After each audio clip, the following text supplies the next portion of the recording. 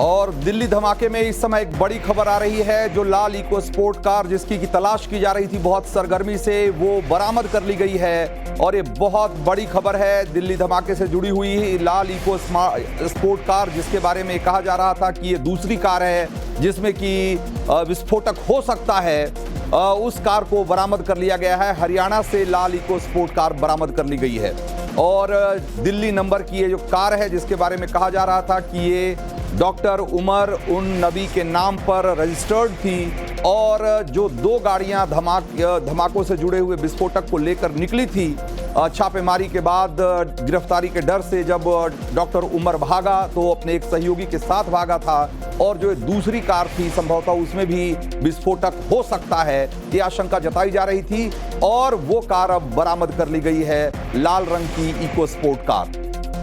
तो ये बहुत बड़ी खबर है और इस कार के बरामद होने से आप ये समझिए कि सुरक्षा एजेंसियों को भी राहत मिली होगी, क्योंकि ये कहा जा रहा था कि जब तक ये कार बरामद नहीं होती है तब तक समझिए कि दिल्ली में दूसरे धमाके का खतरा बना रहेगा। हमारे साथ हमारे सहयोगी मोहित ओम जुड़े हुए हैं। मोहित, और क्या जानकारी है आपके पास? और देखिए, जब से इस गाड़ी के बारे में जिक्र हुआ था और हाई अलर्ट पे दिल्ली पुलिस आई थी, उसके बाद से ना सिर्फ दिल्ली पुलिस बल्कि हरियाणा और यूपी में भी इसका अलर्ट भेजा गया था। अभी ये जानकारी मिलकर आ रही है कि हरियाणा के गांव के एक फार्म हाउस में ये गाड़ी मिली है और वहां पे गाड़ी खड़ी हुई थी, पार्क थी। अब ये देखना है कि इस गाड़ी के अंदर विस्फोटक था या नहीं था, लेकिन पुलिस ने इस गाड़ी को जब्त किया है। इसकी पूरी फॉरेंसिक जांच कराई जाएगी। गाड़ी यहाँ पे कैसे पहुंची है, कितने लोग इस वक्त गाड़ी पे सवार थे जो यहाँ पर आई है, और इस गाड़ी के आने का भी रूट मैप पूरा देखा जा रहा है और सीसीटीवी कैमरे की पूरी फुटेज खंगाली जा रही है कि ये गाड़ी यहाँ तक कैसे आई है। डीएल नंबर के जिस रजिस्टर्ड पे गाड़ी थी वहां पे पुलिस पहुंची, वो एक फेक नंबर था, वहां पे एक मदरसा चल रहा था। लेकिन जैसे ही उमर का नाम सामने आया था पुलिस के कान खड़े हो गए थे और पुलिस इसको लेके काफी ज्यादा अलर्ट पर थी और लगातार नाकेबंदी हमने दिल्ली की सड़कों पर देखी थी। इस गाड़ी की जो इस गाड़ी को पकड़ने के लिए टीम जो है वो लगातार काम कर रही थी। 5 स्पेशल टीम दिल्ली पुलिस की तरफ से बनाई गई थी और यही इनपुट जो है वो हरियाणा और यूपी को भी भेजा गया था। फिलहाल इस गाड़ी को जब्त किया गया है और इसको लेकर पूरी जांच की जा रही है। जी, तो अभी इसमें विस्फोटक होने नहीं होने की को लेकर कोई सूचना नहीं है, कोई जानकारी नहीं है। अभी इस तरह से आधिकारिक जानकारी नहीं आई है कि इसमें विस्फोटक है या नहीं, लेकिन पुलिस का ये कहना है कि इसमें इसकी पूरी फॉरेंसिक जांच करवाई जा रही है और पूरी कोशिश की जा रही है जानने की कि इस गाड़ी को यहाँ तक कैसे लाया गया, कौन वो लोग हैं जो इस गाड़ी को यहाँ पर लेकर आए हैं और क्या एक अकेला शख्स यहाँ पर लेकर आए हैं, क्योंकि उमर के नाम पर यह गाड़ी रजिस्टर्ड थी। उमर के बाद ये गाड़ी कौन चला रहा था, तो और दिल्ली की गाड़ी के अंदर उमर था, उसके लगातार फुटेज हमें मिल रहे हैं। जो सीसीटीवी कैमरा फुटेज आई है, i20 कार उमर जो है वो लाल किले तक लेकर आया था, लेकिन ब्लास्ट के बाद उमर कहाँ है इसको लेके भी जांच की जा रही है और इसलिए उमर की फैमिली का डीएनए टेस्ट भी जो जेएनके में लिया गया है कि जो अननोन बॉडी पार्ट्स मिले हैं उनसे डीएनए की जांच करवाई जा सके। कि जो अननोन बॉडी पार्ट्स मिले हैं उनसे डीएनए की जांच करवाई जा सके। मोहित, इसमें एक सवाल ये भी बनता है कि भाई ये जो कार है इसके बारे में कहा जा रहा था कि जब फरीदाबाद में, सहारनपुर में जब छापेमारी का दौर शुरू हुआ, वहां से अमोनियम नाइट्रेट बरामद किया जाने लगा, गिरफ्तारियां होने लगी, तो बदहवासी में, अफरा तफरी के माहौल में ये दोनों गाड़ियों में विस्फोटक भर के और आतंकी निकले थे। उसमें से एक डॉक्टर उमर था जो कि i20 कार चला रहा था और दूसरा आतंकी संभवतः इस कार में था। अब जबकि ये पता लग चुका है कि ये कार दिल्ली नहीं आई बल्कि फरीदाबाद के ही एक गांव के फार्म हाउस में ये कार खड़ी है, तो इसका मतलब क्या माना जाए कि उस समय जब गिरफ्तारी हो रही थी तो उस डर से जब उमर भागे तो वो एक ही कार में भागे, बल्कि और दूसरी कार जो है कहीं और छिपा दी गई।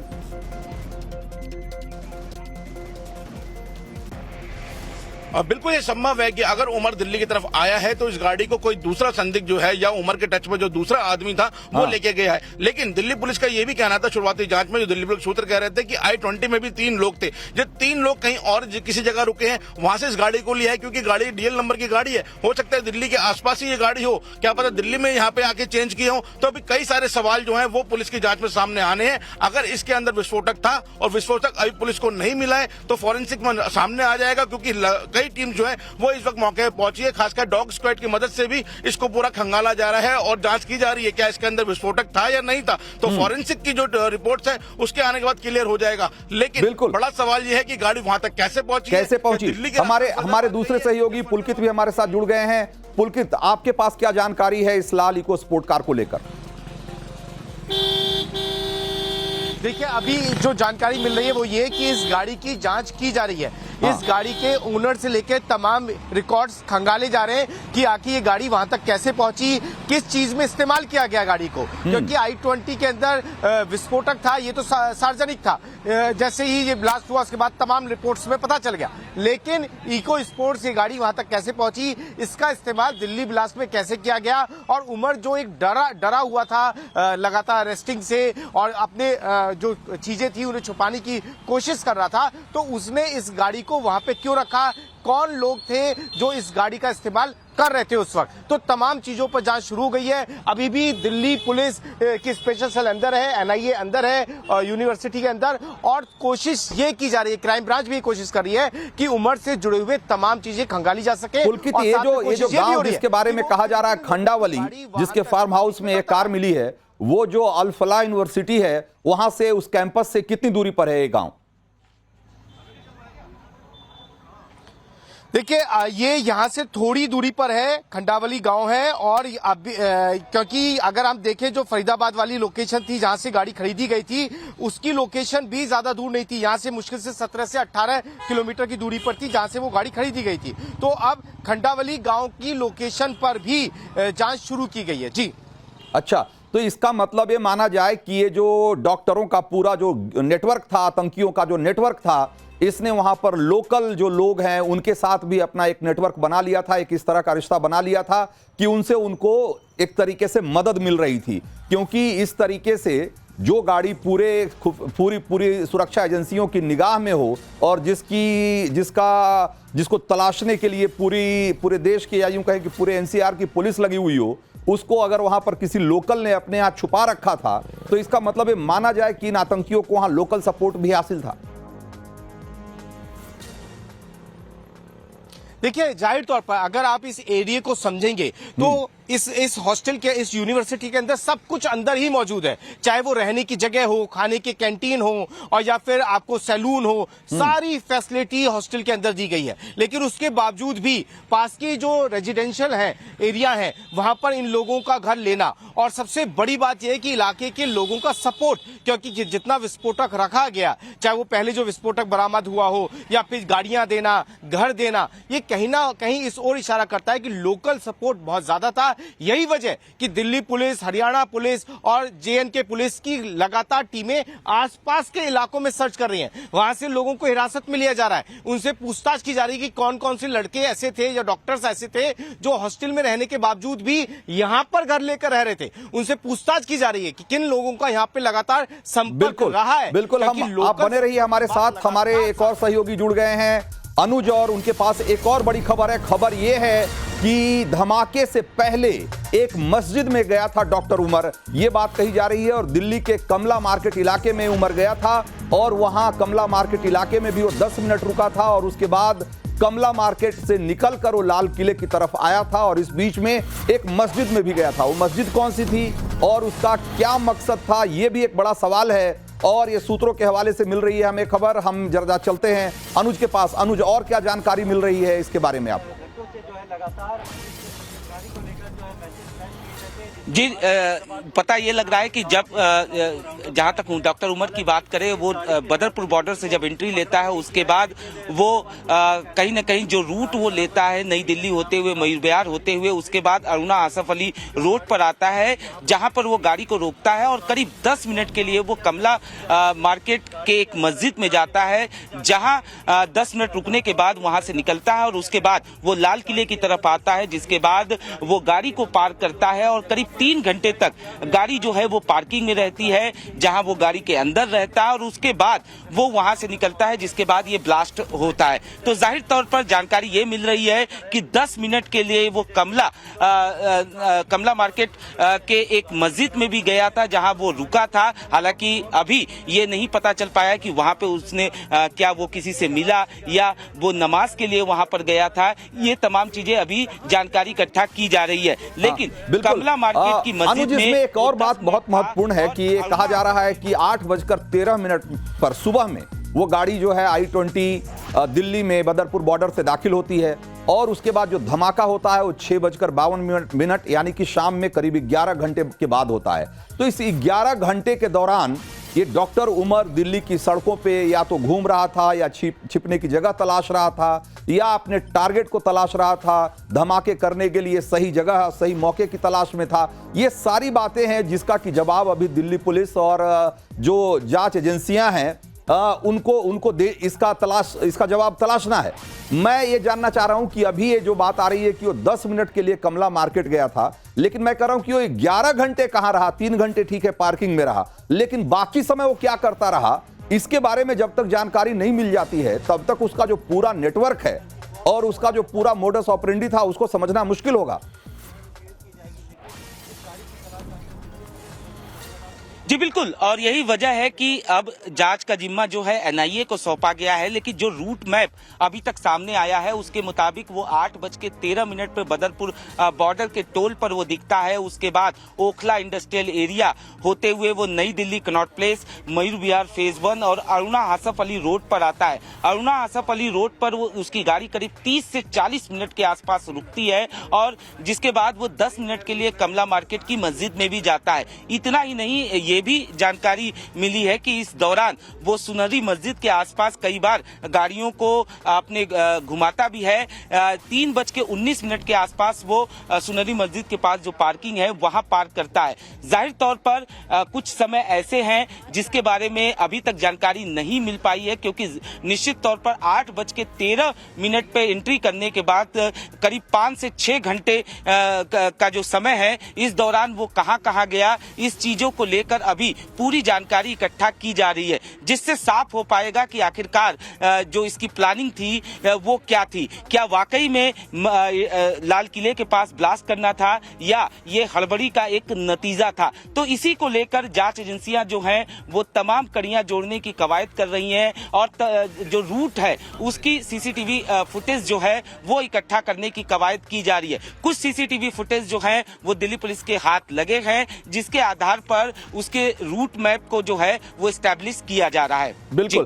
तो अनुज, इसमें एक गौर करने वाली बात यह भी है कि करीब 11 घंटे तक दिल्ली में रहा डॉक्टर उमर धमाके के पहले, और इस दौरान अगर आप देखेंगे तो ज्यादातर समय वो चांदनी चौक और जो दिल्ली 6 का इलाका है, जो कि बहुत भीड़ भाड़ वाला इलाका है, ज्यादातर समय उसको वहीं आसपास देखा गया, चाहे वो अरुणा आसफ अली मार्ग हो, चाहे कमला मार्केट हो, चाहे वो लाल किले की पार्किंग हो। अब यहां पर दिल्ली पुलिस या यूं कहें कि सुरक्षा एजेंसियों को इस बात की भी पड़ताल करनी है कि भाई ये यहां पर किसी खास मकसद से आया था या सिर्फ धमाके को अंजाम देने आया था, या यहां पर इस टेरर नेटवर्क से जुड़े हुए कुछ और लोग थे जिससे कि इसको सपोर्ट मिलना था, या किसी और से इसने मुलाकात की इस दौरान। और ये जो जिस मस्जिद में गया उस मस्जिद में क्या इसका कोई पहले से जानने वाला आदमी मौजूद था, कोई मौलाना मौलवी या कोई लोकल सपोर्ट। ये सारी चीजें हैं जिसकी की पड़ताल करनी अभी बाकी है, और जब तक इन सारे सवालों का जवाब नहीं मिल जाता है तब तक आप ये गुत्थी सुलझा हुआ नहीं मान सकते हैं। ये बहुत बड़ी बात, जो दोनों बातें अभी निकल कर आई है, पहली बात तो ये कि वो लाल इको स्पोर्ट कार जो कि डॉक्टर उमर उन नबी के नाम पर ही रजिस्टर्ड थी, वो बरामद कर लिया गया है। उसको फरीदाबाद के पास ही जो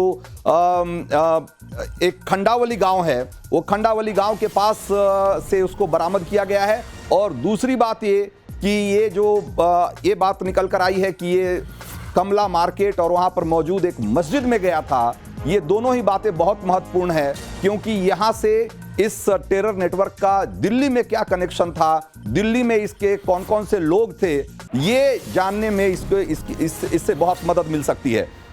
एक इसमें महत्वपूर्ण बात यह है कि ये जो लाल इको स्पोर्ट कार है, जो कि इसके नाम पर ही, डॉक्टर उमर के नाम पर ही रजिस्टर्ड था। मोहित, आप ये बताइए कि इसमें हमने देखा कि कल भी जब I-20 की बात आई थी तब भी उसमें एक देवेंद्र नाम के शख्स का जिक्र हुआ था कि इसके पहले संभवतः उसके नाम पर कार थी। और ये भी पता लग रहा है कि ये जो इको स्पोर्ट कार है ये भी सेकंड हैंड एक तरीके से ओनरशिप थी, ये सेकंड ओनरशिप थी, और इसके पहले जो ओनरशिप थी इस कार की वो देवेंद्र नाम के एक व्यक्ति के नाम पर रजिस्टर्ड था। तो क्या ये इस दिशा में भी कोई और जानकारी आपको मिली है कि ये देवेंद्र नाम का जो शख्स है उसका इससे कोई कनेक्शन है?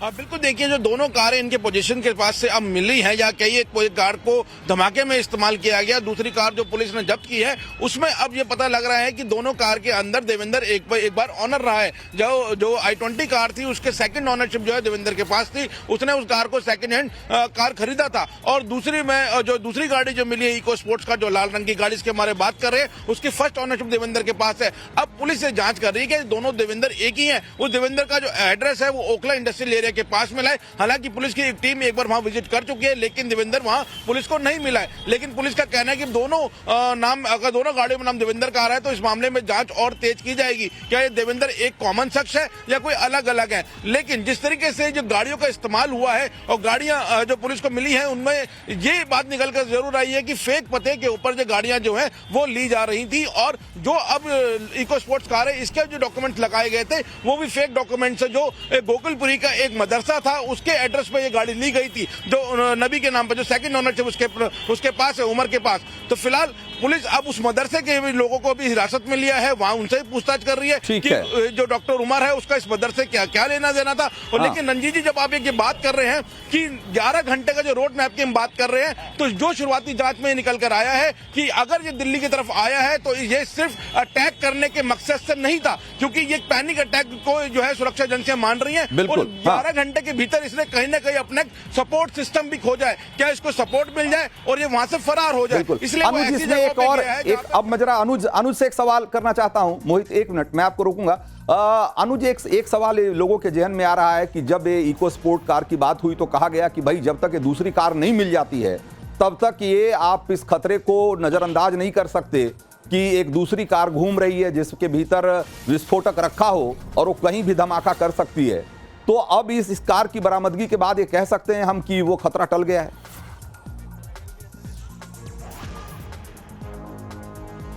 जी बिल्कुल, एक तरीके से कहा जा सकता है कि जिस तरीके से इको स्पोर्ट्स कार गायब थी और लगातार इसको लेकर अलर्ट जो है बाकायदा हरियाणा पुलिस की तरफ से ही दिया गया था, तो निश्चित तौर पर यह कहा जा सकता है कि जो खतरे की घंटी बज रही थी, क्योंकि जांच एजेंसियों के पास जो सबूत इकट्ठा हुए हैं, जांच एजेंसियों के पास जो जानकारी मिली है उसके अनुसार जो 2900 किलो जो विस्फोटक मिला है, इसके अलावा कुछ विस्फोटक जो हैं वो अभी भी गायब हैं, उनका पता लगाना बेहद जरूरी है। और यही वजह थी कि लगातार जैसे ही ये अलर्ट जारी किया गया उसके बाद तमाम एजेंसियां जो हैं वो इस गाड़ी की तलाश में जुट गई। ये अंदाजा लगाया जा रहा था कि हो सकता है जो बचा हुआ विस्फोटक हो वो इस गाड़ी में छिपा हो, जिसको लेकर लगातार तलाश की जा रही है। हालांकि अभी गाड़ी बरामद हुई है, उसकी भी तलाशी ली जा रही है और ये देखा जा रहा है कि क्या उसमें विस्फोटक छिपा हुआ है। लेकिन अभी भी सुरक्षा एजेंसियों का ये मानना है कि अभी भी कुछ मात्रा में विस्फोटक जो है वो गायब है, जिसका पता लगाया जा रहा है। बिल्कुल, तो ये बिल्कुल आप सभी लोगों का बहुत बहुत शुक्रिया। तो एक बात तो तय है कि ये गाड़ी मिलने से सुरक्षा एजेंसियों ने राहत की सांस जरूर ली होगी, लेकिन अभी वो सवाल बना हुआ है कि जो 300 केजी अमोनियम नाइट्रेट जिसके बारे में कहा जा रहा है कि उसकी बरामदगी भी होनी बाकी है, वो कहां है? जब तक इस सवाल का जवाब नहीं मिल जाता है तब तक आप पक्के तौर पे नहीं कह सकते हैं कि किसी और आतंकी हमले का खतरा पूरी तरीके से खत्म हो गया है।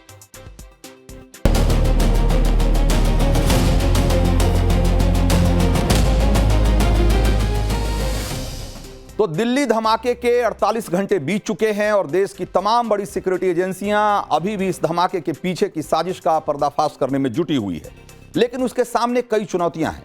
एक तो इस आतंकी साजिश के तार कश्मीर से लेकर लखनऊ और फरीदाबाद से लेकर सहारनपुर तक फैले हुए दिखाई दे रहे हैं, और दूसरी तरफ कई ऐसी अनसुलझी गुत्थियां हैं जिसका जवाब तलाशे बगैर इस साजिश की तह तक पहुंचना मुश्किल है। और जब तक सारे सवाल नहीं सुलझा लिए जाते हैं तब तक किसी और धमाके के खतरे को पूरी तरीके से खारिज नहीं किया जा सकता।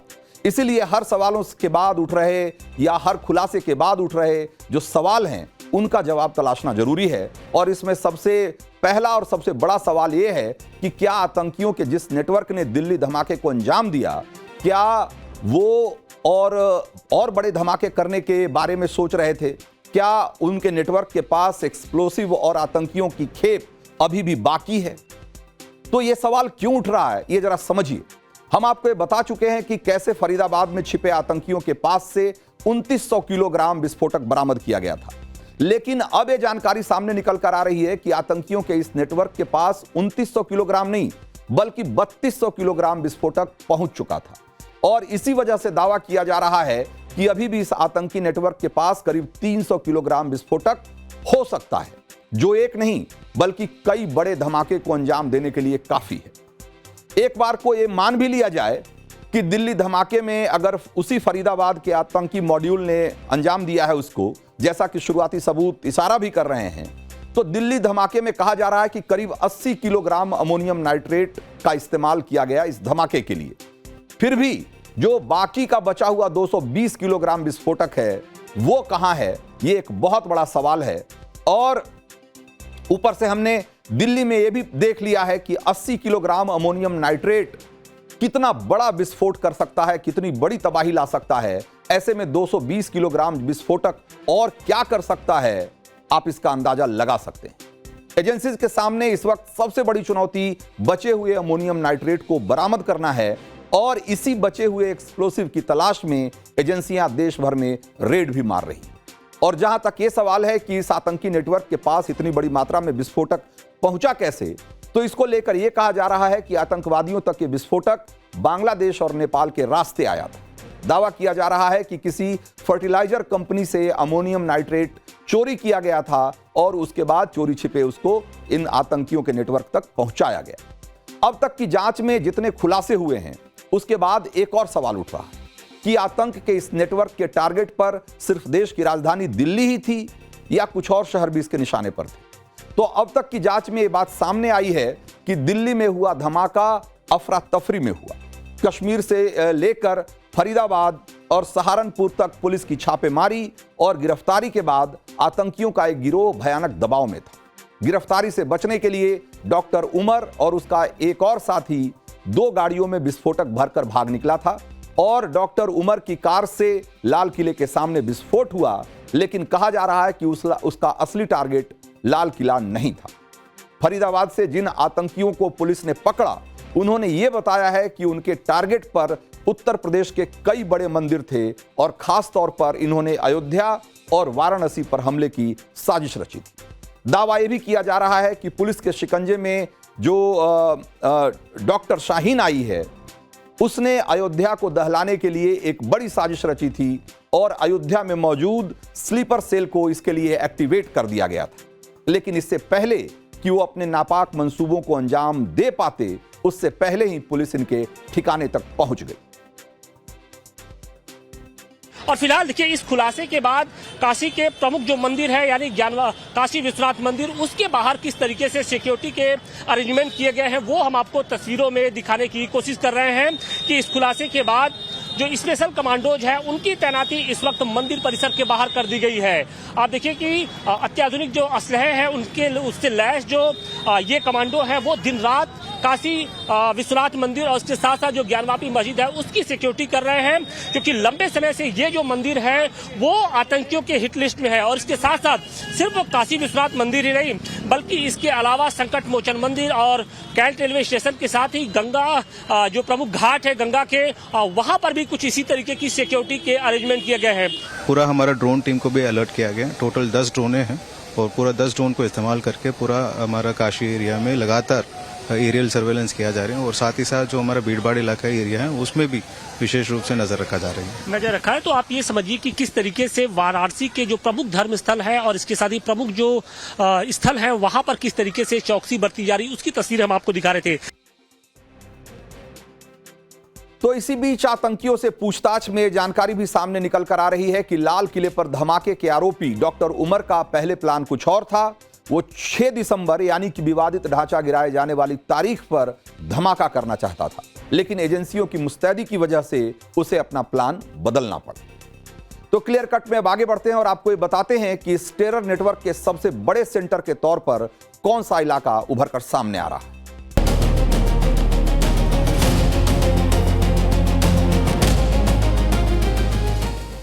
तो दिल्ली ब्लास्ट की जांच अब एनआईए कर रही है और जम्मू कश्मीर समेत देश के 6 राज्यों में दनादन एक्शन हो रहा है। जल्द से जल्द पूरी साजिश के पर्दाफाश की तैयारी है, लेकिन इसकी कड़ियां जिस तरीके से पूरे देश में जुड़ती जा रही है वो ये सवाल भी उठा रही है कि दिल्ली ब्लास्ट के टेरर नेटवर्क में और कितने डॉक्टर और कितने कैंपस शामिल हैं, कहां कहां तक फैला है आतंक का ये जाल। इस कड़ी में आज श्रीनगर के गवर्नमेंट मेडिकल कॉलेज से रेसिडेंशियल क्वार्टर्स में सर्च ऑपरेशन चल रहा है और वहां से दिल्ली ब्लास्ट के मास्टरमाइंड कहे जा रहे डॉक्टर उमर के भाई डॉक्टर जहूर को हिरासत में लेने की खबर है। पुलिस सूत्र बता रहे हैं कि डॉक्टर जहूर से पूछताछ में और कई बड़े खुलासे हो सकते हैं। डॉक्टर जहूर के पुलिस के हत्थे चढ़ने के साथ ऐसे अस्पतालों की संख्या अब 4 हो गई है जो डॉक्टर्स के टेरर नेटवर्क का हिस्सा हैं और जो पिछले 2 दिनों में सुर्खियों में आ चुके हैं। श्रीनगर गवर्नमेंट मेडिकल हॉस्पिटल अगर इस हिसाब से देखा जाए तो उसको इसलिए खंगाला जा रहा है कि वहां भी डॉक्टर्स के लॉकर में हथियार छिपे होने की आशंका है और इसकी शुरुआत अनंतनाग गवर्नमेंट मेडिकल कॉलेज से होती है, जहां 8 नवंबर को डॉक्टर अदील के पुराने लॉकर से एक AK-47 और कुछ लाइव गोलियां बरामद हुई थी।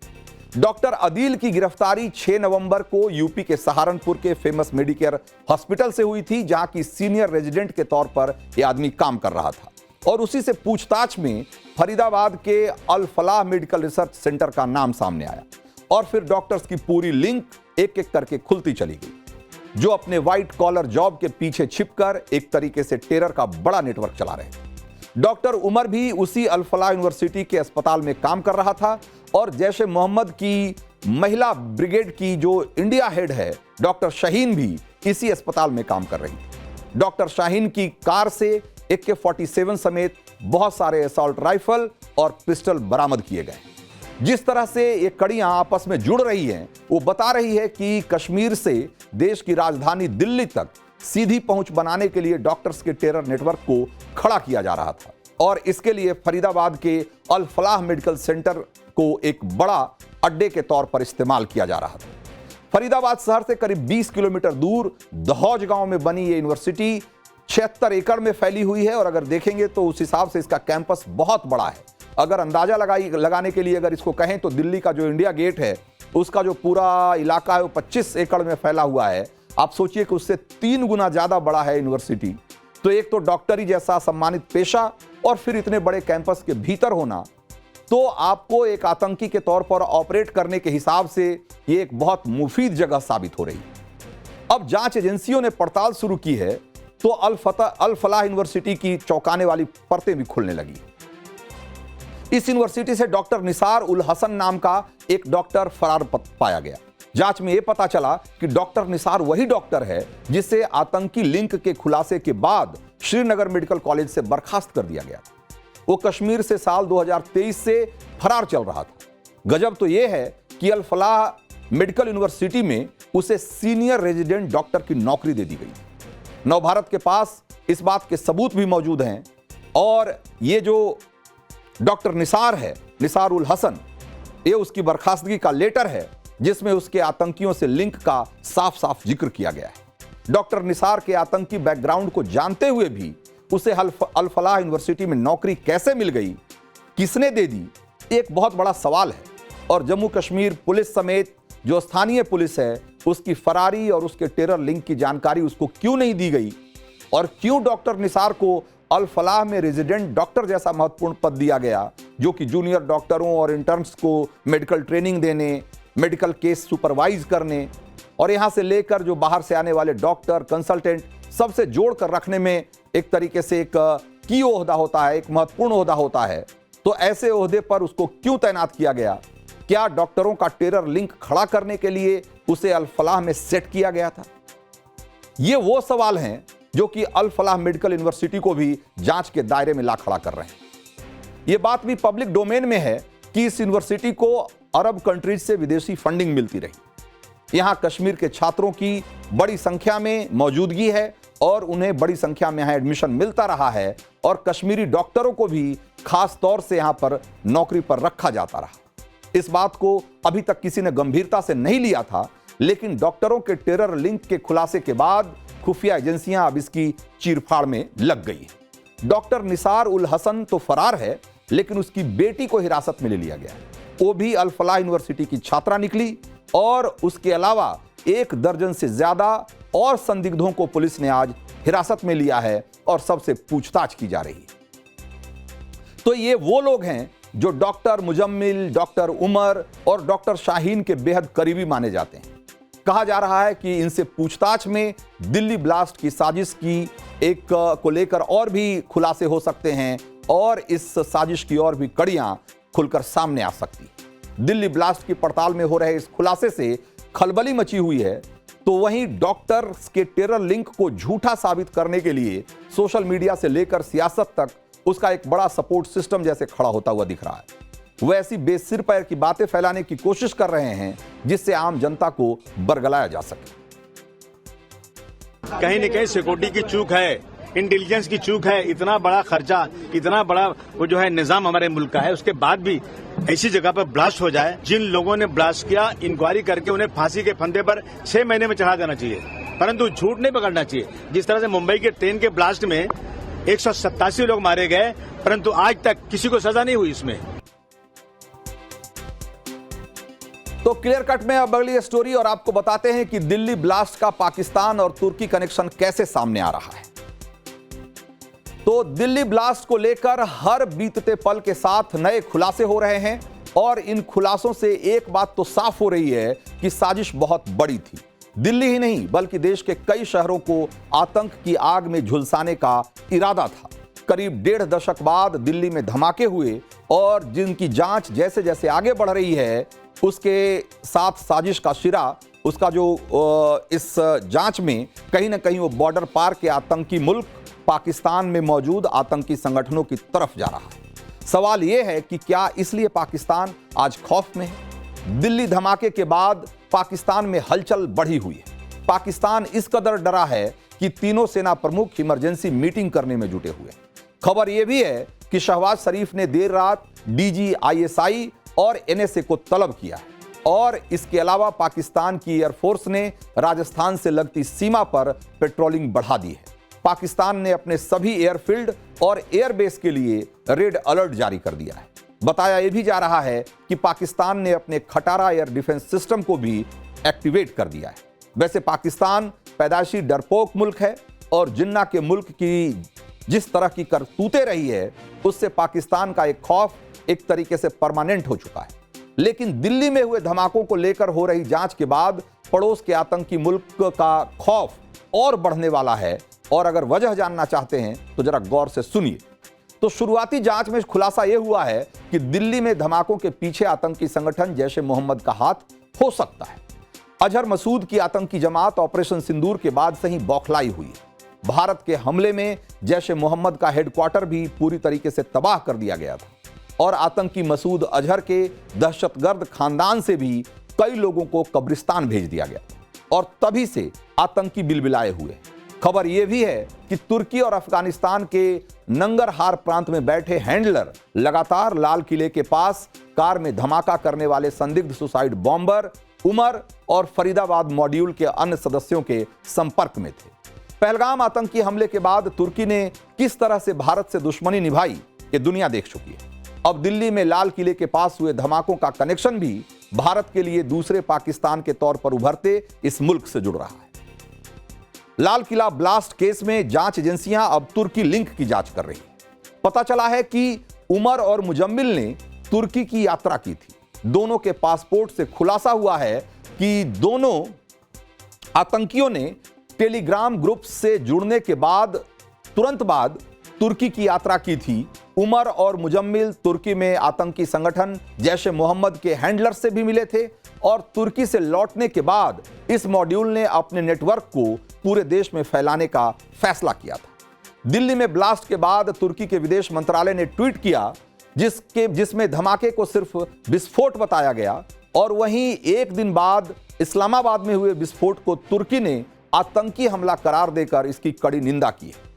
यही तुर्की का डबल स्टैंडर्ड है और यही एर्दोगान की पाकिस्तान परस्त आतंक को बढ़ावा देने वाली सोच को एक तरीके से सामने लाता है। इसीलिए इस बात से इनकार नहीं किया जा सकता है कि आतंकी संगठन जैश का नया माई बाप तुर्की भी बन चुका है, जो लगातार भारत के खिलाफ साजिशों में हिस्सेदार रहा है। दिल्ली धमाकों में पाकिस्तान के पाले पोसे मसूद की आतंकी ब्रिगेड के शामिल होने का सुराग एक और वजह से मिल रहा है। फरीदाबाद में अल फलाह यूनिवर्सिटी के जिस डॉक्टर शाहीन को गिरफ्तार किया गया है वो भारत में आतंकी संगठन जैश ए मोहम्मद की महिला विंग जमात उल मोमिनात की चीफ बताई जा रही है। शाहीन को जैश ए मोहम्मद से फंडिंग भी की जा रही थी और ये funding mini recruit command centre बनाने के लिए की गई थी।